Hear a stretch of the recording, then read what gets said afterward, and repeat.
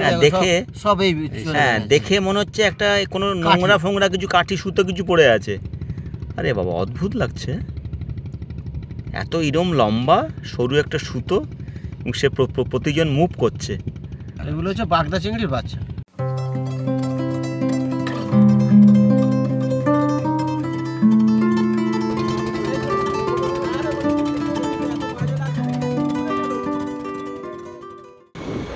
অদ্ভুত সুন্দর,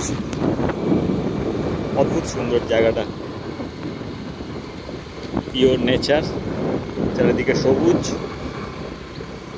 আজকে আমরা ডায়মন্ড হারবার এসেছি।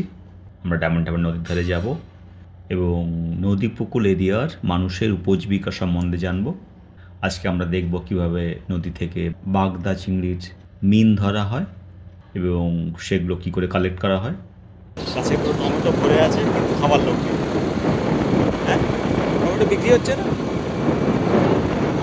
দাম কম। ডায়মন্ড হারবারে আছি আমরা। এই জায়গাটার নাম হচ্ছে ঘোষের চক, আবদালপুর।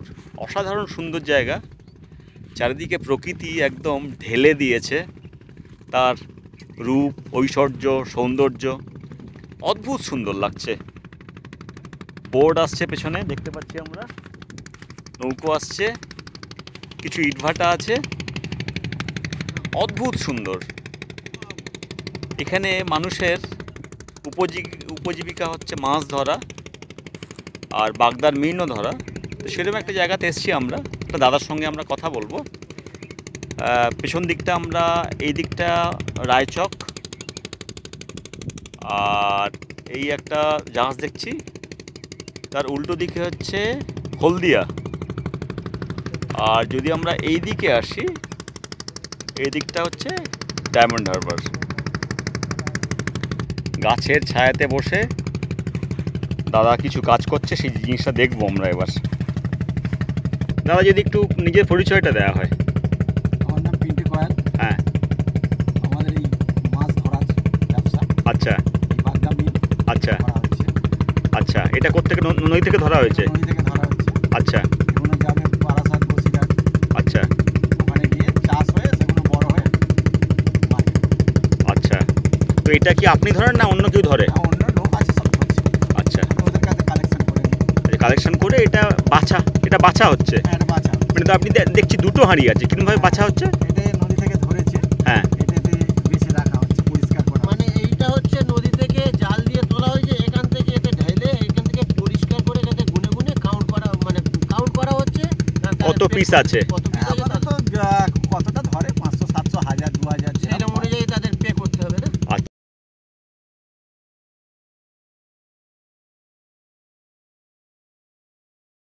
বিভিন্ন মানুষ একটা লম্বা জাল নদীর ধার বরাবর এরমভাবে তারা টানে এবং এখান থেকে বাগদা চিংড়ির মিন সংগ্রহ করে। এখনও অবধি কৃত্রিমভাবে সেভাবে বাগদা চিংড়ির মিন প্রজনন করা সম্ভব হয়ে ওঠেনি। তাই এই খরস্রোতা নদীতেই বাগদা চিংড়ি আর মিন ধরার এই সাবেকি প্রথা এখনও চলে আসছে। তো সেখান থেকে আমরা ব্যাপারটা একটুখানি দেখবো দাদা, পিন্টুদার থেকে, যে কীভাবে কি করা হচ্ছে। দাদা একটু বুঝিয়ে বলো না, কি করছো তুমি? এই যে নদী থেকে সব ধরে এনেছে, এইটা ধরে আনা হয়েছে। বিভিন্ন রকম মাছ আছে। আচ্ছা, এর থেকে জাস্ট এই বাগদাগুলো আমরা কালেক্ট করা হচ্ছে। এগুলো হচ্ছে বাগদা চিংড়ির মিন, মানে বাগদার বাচ্চা। এই বাগদার বাচ্চা। আচ্ছা, এই একদম সুতোর, এই যে সরু কাঠি মতো দেখা যাচ্ছে, এটা হচ্ছে বাগদার বাচ্চা। এই লাল লাল সুতোর মতো এগুলোই বেছে নেওয়া হচ্ছে। এগুলো হচ্ছে বাগদা চিংড়ির বাচ্চা। আচ্ছা, আমি কিন্তু প্রথমবার দেখলাম, আগে কখনো দেখিনি এগুলো। আচ্ছা, এগুলো নড়ছে সব? হ্যাঁ, সব নড়ছে। হ্যাঁ, দেখে মনে হচ্ছে একটা কোনো নোংরা ফোংরা কিছু কাঠি সুতো কিছু পড়ে আছে। আরে বাবা অদ্ভুত লাগছে, এত ইরম লম্বা সরু একটা সুতো এবং সে প্রতিজন মুভ করছে। এগুলো কিরম দামে বিক্রি হয় পার পিস? আপাতত এখানে কেনা হচ্ছে আপনার 25 পয়সা। 25 পয়সা পিস আপনি এদের থেকে কিনছেন, যারা ধরছে? আচ্ছা, এবার ওখানে মার্কেটে গিয়ে কখন 30 পয়সা, কখন 40 পয়সা, মার্কেটের উপরে নির্ভর করে। এতে জাস্ট হয়তো দেখা যাচ্ছে বাজলে হয়তো এই একটা ছেনা দিয়েছে, তো এটা ধরুন আমরা 400 কি 500 মাছ হবে। এরা সারাদিন দিতে থাকবে, সারাদিন এবার দেবে ওরা। আচ্ছা, সারাদিন ধরে দেবে? সারাদিন বলতে আর দু ছেনা দেবে, দিলে হয়তো এই ভদ্রলোকের 2000 হলো। 2000 হওয়া মানে 500 টাকা, আমরা সেটা 700 টাকা বিক্রি করব, 600 টাকা। আচ্ছা আচ্ছা, এই হলো। আচ্ছা আচ্ছা আচ্ছা। এবার একা নয়, এখানে আরো 10-20 জন থাকে। এখন মোড়া কোটাল বলে হসেনি, কাল পরশু থেকে আবার আসবে। মানে এটা কোন সময় বেশি পাওয়া যায়? আপনার মাঘ মাস থেকে আপনার আপ টু চৈত্র মাস পর্যন্ত পাওয়া যায় আমাদের এখানে। আচ্ছা, সাগরের দিকে নামখানা, কাকদ্বীপ ওদিকে 12 মাস পাওয়া যায়। আচ্ছা আচ্ছা, মানে এর ডিমান্ড তো মারাত্মক। মানে এই চিংড়ি এখন ডিমান্ড, সারা বছর ডিমান্ড, সত্যিই তাই, সারা বছরই ডিমান্ড। মানে এগুলো যারা নিচ্ছে তারা নিজস্ব পুকুরে চাষ করছে? পুকুর না, বড় বড় ভেড়ি আছে, 150 বিঘে 200 বিঘে ভেড়িতে ফেলছে। ওকে, জাস্ট একটু নোনা এলাকার দরকার। আচ্ছা আচ্ছা, নোনা জল চাই, নোনা জল চাই, মিষ্টি জলে খুব একটা হয় না। আচ্ছা, এই বিভিন্ন রকম আমরা ছোট বড় বিভিন্ন রকম সাইজ দেখছি জলের মধ্যে ঘুরছে, তো সেখান থেকে এই সরু সরু সুতোগুলো এইগুলোই আমরা বেছে নিচ্ছি, এইগুলোই কালেক্ট করছি। এই যেমন এই পড়েছে, আচ্ছা আচ্ছা আচ্ছা, এইগুলোই কালেক্ট হচ্ছে। আচ্ছা, এগুলোই বাছা হচ্ছে।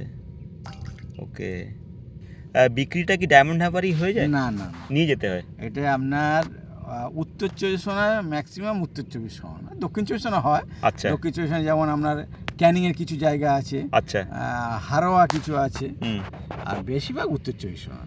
মানে আপনারা এই এখান থেকে তো নেন, নিয়ে ওখানে গিয়ে বিক্রি করেন? হ্যাঁ, তো এখানে কত মানুষ যুক্ত আছে? হাজার হাজার লোক এটার সঙ্গে যুক্ত আছে। আচ্ছা আচ্ছা, ভালো ভালো ভালো। এলাকার মানুষ আরো বেশি করে মিন সংগ্রহ করুক, সরকার তাদের পাশে দাঁড়াক, সার্বিকভাবে সব মানুষের উন্নতি হোক।